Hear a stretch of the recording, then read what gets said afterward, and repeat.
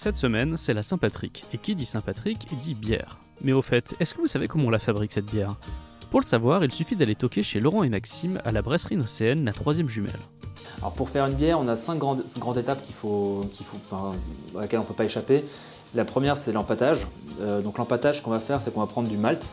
Donc le malt, c'est des céréales, tout simplement. Et avec ces céréales, on va tirer un jus sucré qui va nous permettre d'avoir un genre de jus amidonné qui va nourrir les levures. On fait juste à la sortie de l'empâtage, on fait ce qu'on appelle le rinçage. Donc le rinçage, c'est qu'on va prendre de l'eau qui est de l'eau claire, sur laquelle on va venir passer sur les céréales pour essayer de retirer le maximum de jus. Une fois qu'on a notre jus sucré, l'idée ça va être de le mettre à ébullition, et dès que l'ébullition commence, on va mettre les houblons.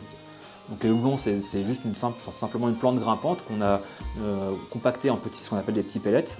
Donc on met le houblon dans la bière qui va nous donner plus ou moins d'amertume, plus ou moins de goût floraux, plus ou moins de goût un peu agrumes. Et une fois qu'on a notre ébullition qui est terminée, on va refroidir tout ça rapidement. Donc l'idée c'est d'aller de 100 à 20 degrés le plus vite possible. Donc en général ça prend à peu près 1 heure. On l'envoie dans le fermenteur. Donc elle va passer dans le fermenteur environ 3 semaines.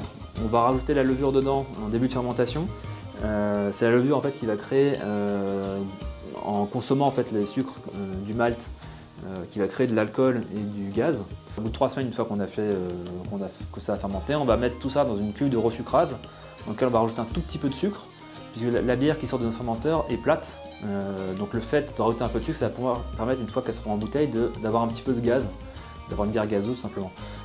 Une fois qu'elles sont en bouteille, on a à peu près entre 2 et 3 semaines avant de pouvoir les boire et on a la bière qui est prête. Donc entre le premier jour de brassage et le jour où on peut boire la bière, il y a à peu près 5 à 6 semaines qui s'écoulent.